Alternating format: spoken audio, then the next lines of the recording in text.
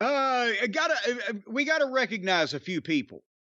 And first of all, congratulations, Mason Bradshaw, the son of stunning Steve Bradshaw, my neighbor to the southeast quadrant, who is Mason is graduating from Trinity High School this year, or actually this coming week. But I mean, this is the year of his graduation. How is that supposed to be phrased? Not like that. You've graduated from anything more recently than I have. Is he matriculating?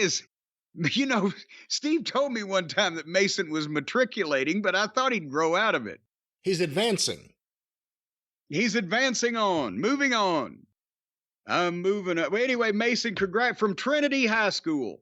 Don't hold that against him. Mason Bradshaw. It's like he was named by NXT.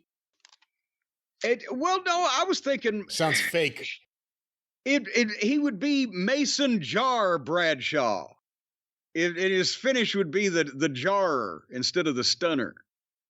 Remember Mason Williams? Classical gas. That's right. Boy, and I had some the other night, but it actually wasn't classical. It was more of the extra spicy variety. When I was in junior high school, like in 7th grade, this kid showed up named Mason. He was like a foot taller than all of us, red long hair. And when we had to run in track, he outran the entire school. It was like nothing you'd ever seen. Everyone's at one place on the track. He was done with the track and already running around the field. And then he disappeared. Just for a few months there. He was the fastest kid I've ever seen. Wait a minute. A kid shows up at a high school in Long Island and then just disappears? I guess it was, he pissed off the wrong people? Or I don't think it was him. Because again, we're talking junior high school. But in high school, always there were the rumors that one of the kids in the class with me was a narc.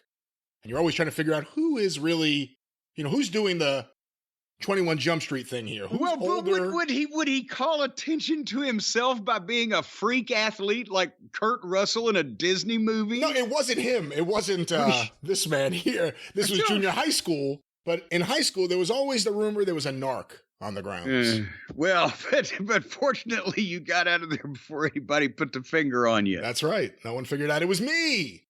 But anyway, whether it's Mason Bradshaw or Mason Williams or even Mason Reese. Huh? Red hair. Back to a Mason with red hair. Google it, kids. And the peanut butter. But anyway, congratulations to all those people. And happy birthday to John Fell. Speaking of an awkward-looking, suspiciously colored-haired person. No. Speaking of a very nice person who represents the best of all of us, happy birthday, John Fell. And actually, you're not, by the time you people hear by the time you people hear this, it will be after John's birthday, but we are stating that on his official birthday, which I hope, unless I saw a tweet from yesterday, but it's only 12, I don't know, May 19th or thereabouts. Well, happy birthday, John. Remember, you're only 60 once. His mother may remember exactly which day, although she's tried to put it out of her mind. Oh, don't say really that. People want to move past some of these things. He's like the nicest guy. Why do you have to put him down? You're treating him like Paul Heyman. I didn't say a word You're about saying him. awful things about him and his family. What are you talking about? What I'm trying to point out the uplifting part of, everybody wants to get over some of these sadder moments in their life, but happy birthday, John Fell, one of the happy moments in your life. Yes. May you have many bells and whistles. And I didn't have a bell or a whistle handy, so I had to go with this. You want a bell? You want a whistle? I dropped it. I dropped the whistle. Now you got a whistle. Where you been hiding that? It's been right over here. I got all sorts of bells and whistles all over the place in here. What about this one? I don't know what that's supposed to do. That's over here. These are moving some of my stuff. What about this one?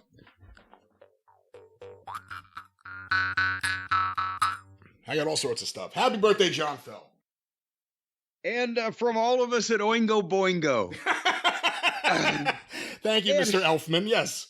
And I guess he might not want it any other way, but I've just about hurt myself trying to restrain myself from laughing further because we actually should recognize someone else in a serious vein and send our condolences to our friend Kippelman, Lou Kippelman of the Arcadian Vanguard Network. And now we've just done one of those Casey Kasem straight to him. Do you think he will appreciate the irony or tell us all to piss up a rope? Well, I think Lou knows that we're all thinking about him. He recently had a loss in his family, and we're all thinking about Lou. He's a great guy, one of the best guys out there, and we wanted to make sure we said something here on the air. And if anyone knows Lou, reach out to him. The best guy.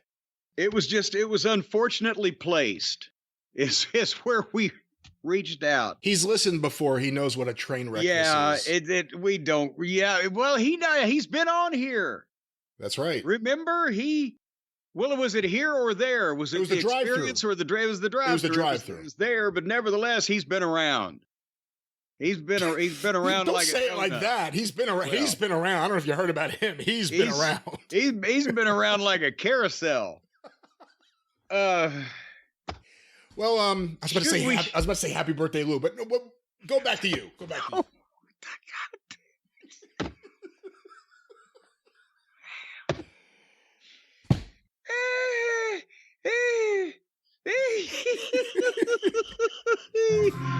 I got a book here.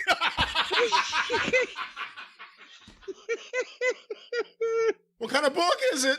It's a book. Fiction or non-fiction? It's non-fiction.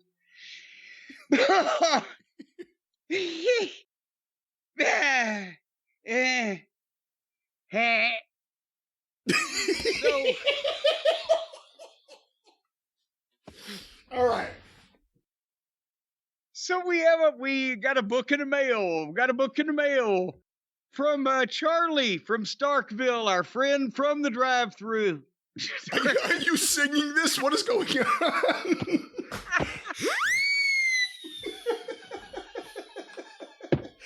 We have never degenerated to nonsense. I can't. Oh,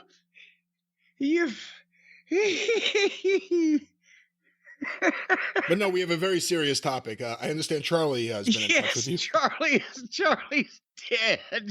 Charlie's dead? Charlie died last week. No.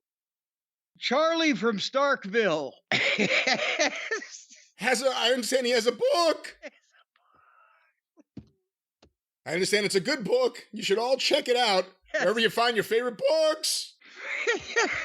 Damn it, stop it.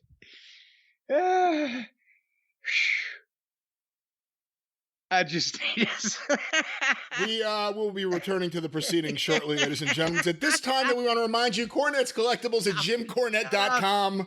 I got to do that later. Help support this man. He's obviously having problems. Every little bit helps, ladies and gentlemen. What you just quit. See, all right, well, let's get back to the seriousness.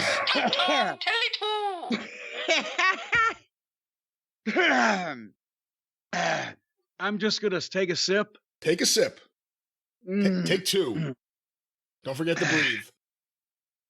They say breathing's the most important part. I'm lightheaded. You're going to kill me. All right, then. Yeah. I don't know whether we should jump back in because I don't know if you'll ever cut the tape off.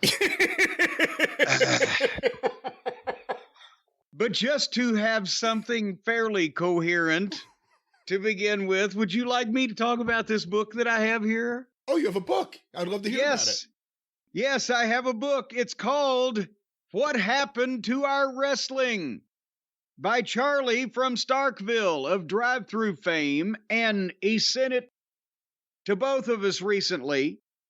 And it's fascinating because Charlie is not attempting to either be William Shakespeare here in terms of his prose, nor is he trying to give a complete Tim Hornbaker or someone of that nature level research job into the deep history of wrestling, he has conducted interviews with people at a variety of levels of fandom, all the way from just being wrestling fans of some tenure through having been connected in some way as peripheral announcers or whatever, all the way through to some people who've been independent wrestlers. But the common theme seems to be what happened to our wrestling, what's wrong with it now that you liked when you first became a fan. And spoiler alert, many people say sports entertainment and or fake/silly behavior. But it's how is there a way for people to buy this thing? The copy I have says not for resale. Is he going to give them out for free? What's happening with this book? No, I got one of those too. And actually, before I received the copy that Charlie sent, I didn't know he was going to send one. I purchased a copy, so it's available at Amazon, and the copy you get does not say not for resale. What he sent you was a preview copy. That's not for resale. So does this make mine worth more? Yes. Well, goddamn right it does. Is it signed by Charlie? It certainly is. It's worth even more now. Well, there you go. In that case, stay away from my book. Did you get it authenticated? I've seen his writing. Believe me, nobody could. Doesn't really sound like much of an authentication process right there. Well, yeah, no, nobody could do this on purpose. So it's. You've been a wrestling fan a long time. You've seen some funky handwriting. Oh my God. You have seen some people who can't write, because I know I have. But you know what? Who was the human? I've never seen a human being, and I don't know if you ever met him, but I'm sure you've seen his name in the old bulletins and newsletters, Walt Wolanski. Oh yeah, I actually have some of his old tapes. He had the most meticulous hand printing. I mean, he could write cursive. He had tiny, meticulous handwriting, is what I'm explaining to you, that you could not duplicate.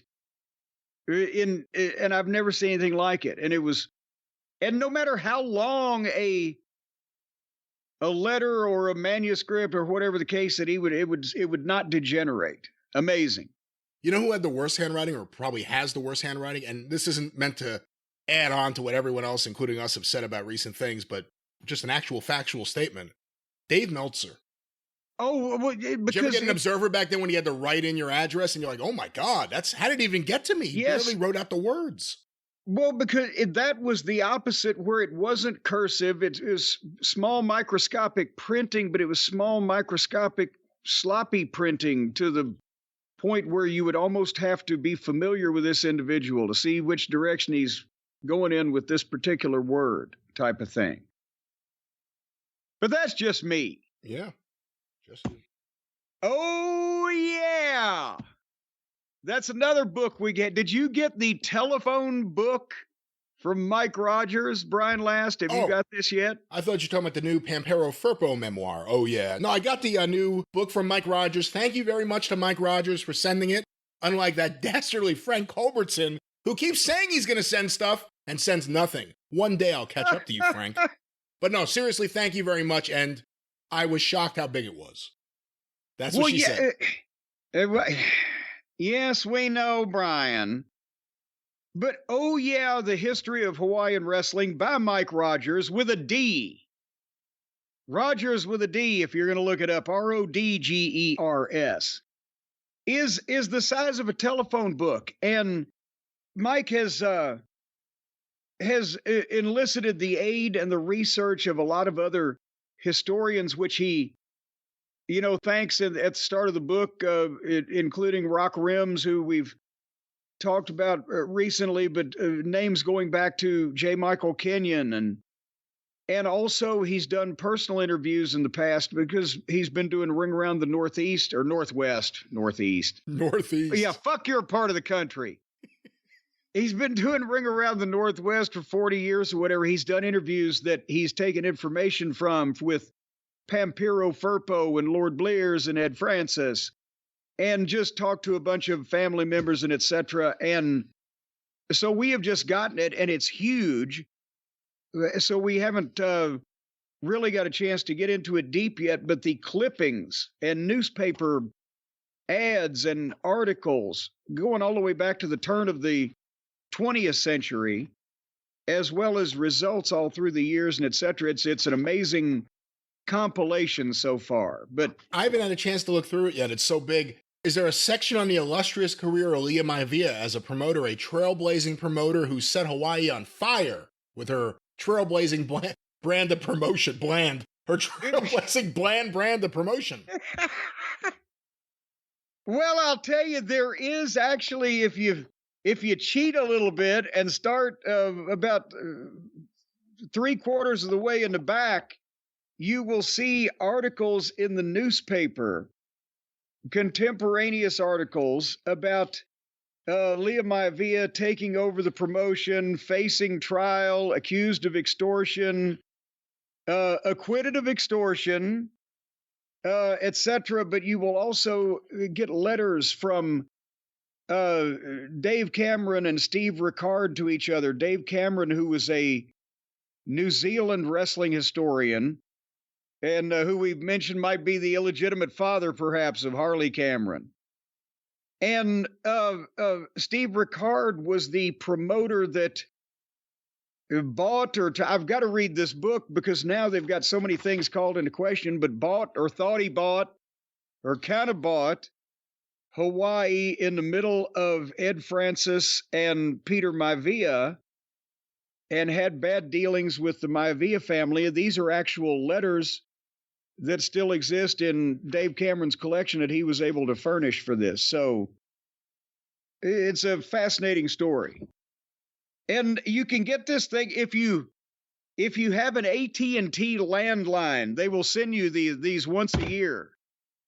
Hear that? That is the book falling on my desk. Oh my God, my desk is broken. Well, of course, you can get this one too at Amazon, amazon.com. Look for Oh Yeah. Now, O has multiple H's, and yeah, also has multiple H's. Has multiple H's. How many H's are there? 1, 2, Triple H. So look for O with Triple H and yeah with Triple H. Because nothing says wrestling history like Triple H. But Triple H ain't in the book. Thank God, no. All righty. And you know who is in the book? A lot of people have me in their date books. Have you heard about this, Brian? The big red letter day is getting closer. Saturday, June the 1st at noon Eastern time. A lot of people have jotted down buy Jim Cornette action figures in their carefully planned calendars for that day. And that's exactly what they ought to be doing. Because as I mentioned last week, the Figures Toy Company inventory for spring of 2024 yielded me the last sold out Jim Cornette action figures that exist in the world. I have everything now. And they consist of the bloody variant from when Heyman clocked me over the fucking head with the phone. And by the way, you can still feel that if you press real hard on my forehead with your index finger. But that will cost extra, ladies and gentlemen. That will be a special bonus for VIPs. I don't let people do that anymore. They got pissed off when I started asking them to wear a glove. And also the Raw debut variant figure of me, and believe me, it is a variant, almost a deviant, of me in pink and red as I was when I was embraced by the great Bobby the Brain Heenan on my Monday Night Raw debut in 1993. And both of those have been sold out for 2 years now or whatever, and are going back on sale Saturday, June the 1st at noon Eastern while they last, because I've got less than 200 of each of them. And then they're gone forever. Unless you try to track one down that someone has purchased and make some kind of individual under the table arrangement like you're trying to deal drugs. Sometime, I think these things might be better on the black market. What about if I just got a panel van, Brian, and opened and just dealt them out of the side of a panel van? driving through the neighborhood. I think it would be a little unfair if you did that because it would screw the rest of us on the black market. I mean, the rest of the people who are on the black market selling Midnight Express figures. You don't want to hurt the little man. Is that why that one guy in your little small hometown in New Jersey there keeps buying 25 copies of each of my figures? Is that right? Mm-hmm. That's really something, isn't it? Well, in that case, I encourage you to do so, because also $10 from each of these action figures sold will go to this year's WHAS Crusade for Children, which also, the telethon is June 1st and June 2nd, and it's on TV here in Louisville, but if you go to WHAS.com, I think you can watch it on the internet now. I don't know how this shit works, but if anybody wants to check it out and see what we've been talking about, right? As far as the classic example of local television, and it's best intentioned, but sometimes it's great local television. Anyway, so, and as I mentioned, if they all sell out within 1 week, I'm going to kick in an extra $1,000. So basically, if we go clean, as Ed Cohen used to say about the tickets, then that'd be $5,000 that week for the Crusade for Children. So that ain't bad. And Jeremy Bagley is kicking in $500, as we knew he probably would, and is going to buy a figure and pick out some random fan, I don't know, in New Jersey. Corner in New Jersey. Quit now. No, he's picking, I don't know whether it's the Instagrams or the Twitters or I've forgotten now, but he's going to pick a random fucking person. Whether they want it or not, they're getting this fucking figure. They don't even have to have anything to do with this conversation. He's going to find somebody and make them take a figure.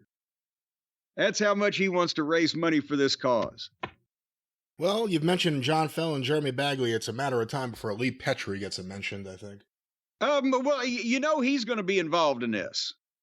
I'm just waiting to see exactly what the form of his constitution is in this thing. And how is Rodney Estee? Well, have you heard from Hot Rod lately? No. Well, where in the hell's Hot Rod? I don't know. I'm just thinking of some of the classic fans of the classic Cornette era. Well, they all better be involved in this by cracky.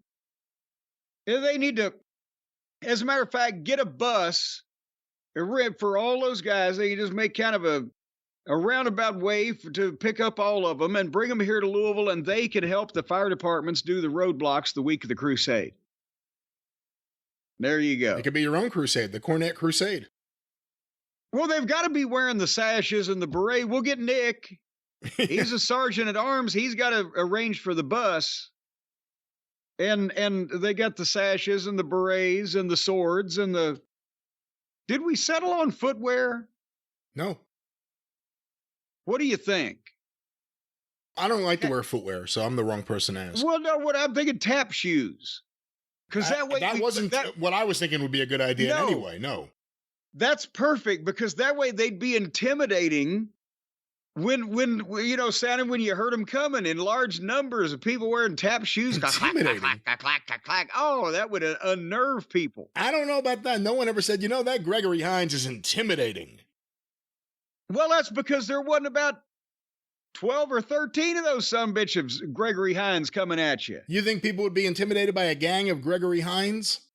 I think people would be intimidated by a gang of 13 people individually. They don't even have to be of the level of talent of Gregory Hines. Just tapping it at random actually would be even better. Then there'd be no rhythm to it. It would just be intimidating. You are onto something, because if you think about the visual, it becomes funnier. Imagine one day, like in a dark, dirty alley, John Moxley walks out the back door of some place, feeling all Moxley, walking around tough. All of a sudden, a gang of tap dancers start coming into the alley, and he's cornered. No one expects that. You expect someone who's bad to try something like that, not tap dancers. It could throw someone off. That's right. And just think about how much noise it would make. My God, it would distract you from whatever you were doing. The cops have a hunch. They think they may know who it was. The tap dancers. These little moon-shaped marks all over the goddamn asphalt. We may have a clue here. You know, as a matter of fact, you think they got odds on that kind of thing? No, I absolutely do not think there are any odds on that. Well, now they've got odds on other stuff like the NBA and the the playoffs and all the stuff they're doing. If they have odds and they have statistics and everything, they ought to have it on that too. Well, I don't think they do, but if the listeners wanted to check out the odds on other things, we know a place. It's all about the odds. We know a place that you can go. You, ladies and gentlemen, can download the new fantasy game from DraftKings, who are an official partner of the NBA. And we're not talking about that kind of fantasy now. Get your minds out of the gutter. It's the fantasy sports. And because with the NBA playoffs going on, they've got the over-under deal, more or less of a statistic. That's what it's all about. Whether it be the rebounds, the points, the assists, the various plethora of ways that people can put numbers to activities on the playing field. That is what they are doing on Pick Six, and you can pick whether there ought to be more of them or less of them. Brian, have I made that abundantly clear? Abundantly. Abundantly. Well, did you know you can also track your picks and play against others for a shot at their picks, and their picks can fight your picks until one big pick wins huge cash prizes. Would you like to be a big, huge cash prize win picker? Brian, would you like your pick to be the biggest pick of them all? I've been dreaming of that my whole life. Well, then you got to download this fantasy game, Pick Six. The new fantasy. Actually, it's as old as time, that fantasy, folks, but you got to download the new app, Pick Six from DraftKings, because, of course, they are official partners of the NBA, so obviously they have some kind of inside information, and potentially they can help you out in this regard. Do you think they've got their ear to the ground and they're listening to the rumbles of what's going on when the big team managers are in the meetings, Brian, fixing up the games and everything? They've got their ear to the ground and their rear in the air, waiting for you to... Actually, I don't know what I'm trying to say here, but ladies and gentlemen, if you want to win money, there's a chance with DraftKings. That was what I was trying to say.